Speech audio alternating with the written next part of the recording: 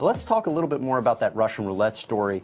Brad, my question to you is, why were they charged with murder? I mean, they said it's a modified version of Russian roulette, but I'm imagining if Russian roulette went bad, murder wouldn't be the charge. What am I missing here? Well, I think there's a couple issues that are going on here, and it's going to turn and develop as the story continues, because I think we're just at the early stages of it. But the story seems to be that the defendants are at least claiming that it was Russian roulette and that the victim himself may have actually pulled the trigger. While that may be true, and that would certainly limit or reduce their culpability, but at the same time, even if that were the case, if they were involved in this incident or they brought the gun, their intent may actually transfer over into a different crime or into murder, even though they may not have actually intended to kill him.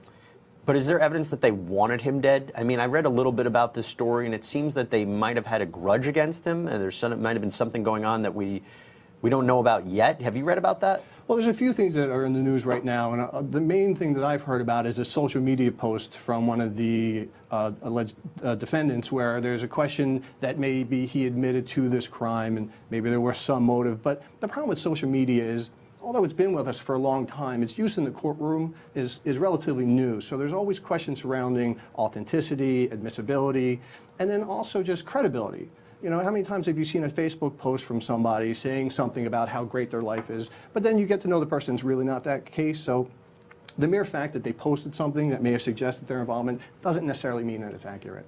In these kinds of cases where people victims take a role in a very dangerous activity, is there any defense that they assume the risk of what's going to happen? Again, we don't know all the details of what's happening in this case yet, but if they were involved in consensual Russian roulette, which I can't believe I'm saying, and ironically this happened in Las Vegas, I mean, this is not the kind of gambling I think anybody wanted, but again, is that a way that the defense could say, look, he assumed the risk? You're meaning the victim? Meaning the victim. Well, I mean, to some extent, certainly. If you are engaged in a dangerous activity like that, or even playing with a loaded gun in any way, you're certainly assuming some of the risk. That doesn't necessarily negate the fact that the other two individuals who were involved didn't cause or create a dangerous situation that led to his death. Weird part about it is I hear that, again, one of the victims, one of the defendants allegedly shot him point blank in the face. How is that a modified version of Russian roulette? My understanding was that the victim will always pick the gun up and put it to his head or to his face and pull the trigger. I guess that's where things get a little weird for the defendants. Well, and it's going to be a troubling defense because, you know, we know what Russian roulette is supposed to suggest, but we don't really know what happened here yet. So it's going to be really important to find out how he died, where the gun came from, whose fingerprints are on there. I think once these pieces start to come together through the testimony and in the media, then we'll have a better sense of where the case is going to go. A 17-year-old and a 16-year-old are both charged as adults. What's going on? Well, I think it's sending a serious message.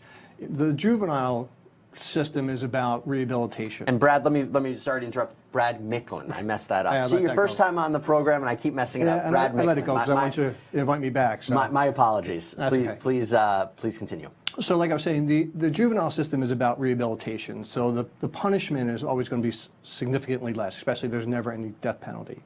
I think when you have children, if close to the age of majority, the legal age, and you have a heinous crime like this, I think that they want to have more severe punishment so it deters other people from committing these kinds of acts. But I also think there's an issue about the actions of these kids and the lack of either responsibility or accountability. And I think, the story that I heard was after this, they were either posting on social media and they were either in a stolen car or at least driving recklessly, which shows almost an indifference to what they had just done, whether it was intentional or not. And I think that played a part in the decision to try them as an adult. And what could ultimately happen to them if they are found guilty of this? Well, it's hard to say because I'm not really sure about Vegas's laws about death penalties and things like that, but the punishment is going to be the same as it would be for an adult. Now, here's the weird part about it. We talked about it in the preview, in the report from Anthony, that it was a modified version of Russian roulette. Now, I don't know what that means, but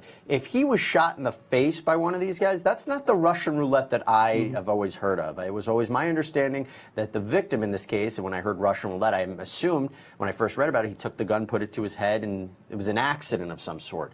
That doesn't appear to be Russian roulette. Yeah, I would agree. I actually noticed it in the clip earlier. I originally thought that the use of the term Russian roulette was really just to kind of put a spin onto it. You know, it's in the media. But when they say modified, it suggests that there was something that happened, and we're not really sure who pulled the trigger, and that may be why it's modified, or, you know, I'm not really sure how Russian roulette's really played, but I understand that, you know, typically there would be one bullet and then it's randomness, you know, so there could be that the gun was full of bullets. You know, it could be almost anything. We just don't know at this point. The mother of this Mr. Minkler said that Caruso, one of the defendants, had a beef with him, and that this really wasn't an accident of some kind, and perhaps that's why the Russian roulette theory came forward. So it adds a little bit of gray to here. But if there was really a situation, and the details are still coming forward, where a modified version would be, okay, we spin it, and then I point the gun at you, pull the trigger, you point at me, is there any way this could be defended as an accident? Well, I mean, it could be defended as an accident. It's not necessarily going to negate the gravity of what they did. Because I'm assuming then that they would say, look, the victim assumed the risk here. The victim assumed the risk. And that's possible. You know, it's very hard as a defense attorney to make the victim the cause and to blame the victim in trial before a jury. So you kind of have to tread lightly there, but I'm sure they're going to try to do something to at least remove the blame from the two kids that were involved and try to place it as sort of gently as they can onto the victim himself. We're learning new details about this. First up, it says that they never called 911. Detectives reportedly found F-Mat spray painted on the closet door where Minkler's body was found. Minkler's wallet was found in the stolen car that Mr. Harlan was allegedly driving, and he drove in a police car chase. They eventually caught up to him, and Minkler's wallet was in there. It's as you heard in that short report from Anthony, that Harlan allegedly said that he wanted to clean up the crime scene, or that he helped clean up the crime scene. And when they looked at Caruso's cell phone, one of the defendants, it said, bro, I just caught a body. It was a video of him saying that. And finally, the last piece of information that we just learned was that Mr. Caruso, again, one of the defendants, never allowed the other participants to handle the firearm or pull the trigger themselves. What do you think about these developments? Well, I think some of these issues go back to your earlier question about why are they being tried as adults.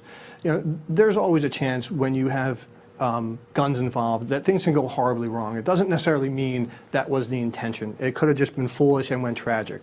But what you do after that says a lot about whether or not it was an accident or was it intentional. You know, if you accidentally harm somebody and then you call 911 to get that person help, well, then you're at least acting consistently. If you cover it up or hide it or brag about it, that suggests that it may not have been an accident.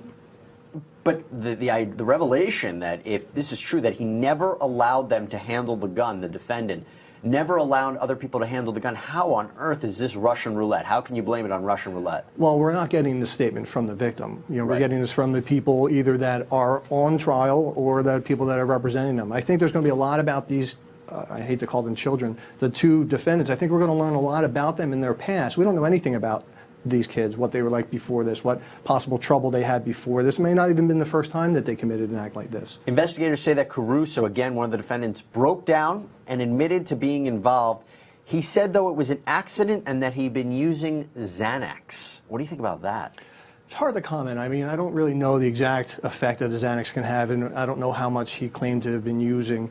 But I don't know if that's going to be enough to negate his involvement. I don't know if it's going to be enough to say that what they did was tragic because he was under the influence. You still have, if you could commit these acts and you could take the steps to cover them up so carefully and methodically, then it's unlikely that the drugs or alcohol or any kind of substance he had actually affected his abilities. Well, the mother in this case, Jamie Shanklin, who's the mother of this young boy, the 17-year-old who was killed, she said she believes that Caruso had a beef with her son. She doesn't believe it's an accident. She said, my baby never came home. I've been mourning for days, and now I feel my anger. It's a really tragic case. We're going to keep covering it. As soon as we have an update about it, we'll make sure to let you know. But before we go back into our next case, I want to sign off Brad Micklin. Brad, it was great having you on the program. First appearance. Can't wait to have you back. I'm looking forward to it, Jesse. Thanks. Thank you.